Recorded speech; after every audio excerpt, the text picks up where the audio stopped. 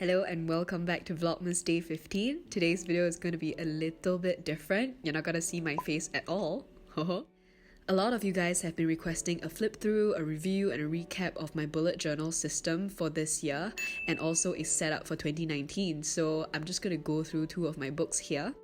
Now this is the first one. I love the artwork on it. I think it's super cute. It's a little bit intense, but I just kind of like it. I started the bullet journaling this year because I wanted something that worked with my system. A lot of the planners that I've been using so far were very constrictive and they didn't allow me to really flesh out the things that I needed to flesh out. So as a content creator, as a student, I really need a lot of space and I need a separation of them. It sounds difficult and it looks so unattainable because a lot of people do it very beautifully. It doesn't have to be Tumblr Insta-worthy kind of thing. Whatever works for you works. Even if I screw up the name, I just kind of make a joke out of it. There's nothing wrong with putting in your personality in it. And I find that it just really takes the load off. It's not stressful anymore, it's just fun to kind of brain dump. All the things that are on my phone, on my notes, I find very difficult to access after a while. It's so much better having a physical page to kind of refer to, look at and to jot down. And then I also included some modular pages. I was very inspired by Rachel Nguyen or That Chic, and she had an invoice tracker and I thought that was so smart because sometimes I just forget. If you're not familiar with the bullet journal, or bujo for short, kind of system in terms of keys, then I suggest you click on the video I have linked in the description bar. It kind of shows you basically how it works, but it's just to symbolize different tasks, notes, ideas, whether they're completed, whether you want to move them forward to the next day or stuff like that. I first started using this line system and I tried to kind of highlight the days and then write the tasks. My friend Shu was using this system and it looked beautiful on her journal and I really wanted to try it, but in retrospect it didn't really work for me. I think it was a bit too scattered and it wasn't very intuitive, and especially when I wasn't bringing the same colored highlighters, it just ended up looking really messy.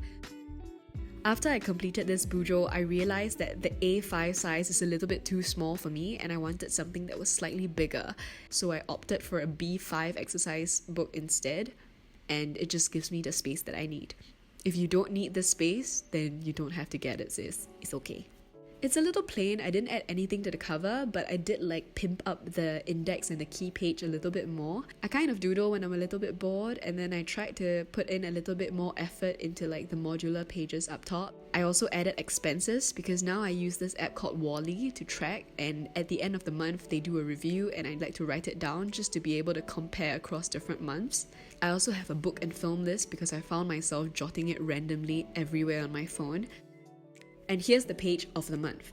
So you go through the dates, I write down the days of the week next to it just so it's easy for me to refer, and I write down the key thing that I'll be doing that day. Future log basically refers to stuff that I want to do but I might not be able to do in this month, but I definitely want to look at. Not a lot of people like the habit tracker anymore, but I like it because it forces me to kind of work towards being more productive and towards cultivating habits that I actually want to cultivate. I'm not gonna lie, there are certain pages where I think it's very ugly and it's very lame, but I just kind of roll with it because that's life. Flexible tasks I have to do within the week, I put it on the right. I have it split into physical chores, digital stuff that I have to take care of, YouTube content schedules, so shooting, editing, and also stuff that I have to keep in view. I can't do anything about it now, but I just have to make sure that it's on task. And as you can see, as the weeks go by, I get more and more comfortable with the bullet journal and I get more neat, I get more organized. And yeah, this is this week's. I'm trying to work out for the longest time and I'm not actually doing it. So I have this little box thing now for me to highlight when I've done my workout, and today is day 1 and I did it, so yay! So that was a flip through and a recap of my 2018 planners, and now we're getting ready for 2019. I have prepared myself a fresh new planner, very excited about it, and I'm going to show you some of the pens that I like to use. I have these brush pens that I actually got while I was in Malaysia because I think they're slightly cheaper there, I'm not too sure, and I also got a couple of brush liners that are slightly thinner. I love using them for titles, for headings, for decoration. And I've always liked black gel pens, so that's what I usually go with. But this one, oh my god, I love it so much. This is like a magic gel pen. It comes in a pack of 12 for like $5 in Popular. You just want something that you enjoy writing with. I'm also trying to make it look really aesthetic this time round, so I actually used a pencil to kind of map out my designs and what I'm gonna write. I also have this brush pen that I like to do like random designs. I'm not very good at it, but I'm learning.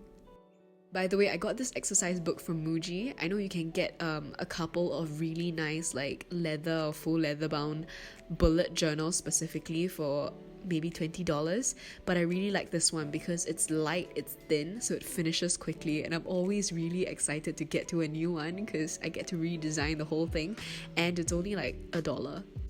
As you can see from my first page, it's already messy. I already smudged the ink, and as you can tell from my abnormally small hands and my movements, I am left-handed, so actually a lot of writing and a lot of calligraphy is very counterintuitive to me because the brush strokes and everything is just, it doesn't work lah. I had to own it, I had to love it because I can't keep changing notebooks every time I made a mistake. And I already filled in the overview because I just know that if I do it in a time lapse, I will screw it up. The great thing about a bujo is that you can create your own pages and you can put them anywhere you want. So in that way, I don't feel like as a perfectionist, I'm so upset when I didn't leave a space for something and I want to start a new notebook again, which happens way too often. If you're a student, you can also add stuff like your school timetables, you can also add like specific club meetings and all that, just stuff that you will need to recall and need to refer to. Here are my yearly goals, which I have already very effectively screwed up. It's okay, screw-ups happen. I just tore a little bit of paper and then I tore a bit of masking tape and just kind of went over it and pretended that that was what I meant to do. And for these 4 pages, I have my months written down and space for me to write specific events and birthdays so I can plan for months ahead. It's very useful, especially when you want to remember people's birthdays and you want to like organize trips and stuff. I don't think a lot of people will need to do this, but the headings for the columns is there, so I suggest if you're a freelancer or if you're someone who is tracking payments or bills, like this is a really great page to have.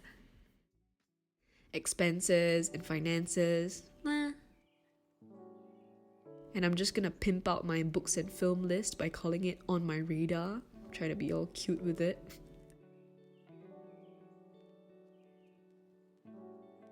And this is my January page. I'm just kind of winging it as we go. I'm adding in my events, my deadlines, and also content because now I don't have school, I don't have to worry about it. I don't have very much to fill in for the 2019 one right now, and I don't want to jump the gun because I know I'm subjected to change. So I hope you guys enjoy this flip through. I might do an updated one. Let me know if you guys like this kind of video. If you haven't started your bujo journey, I highly recommend you do so because it's a great way to practice mindfulness and also get your shit together.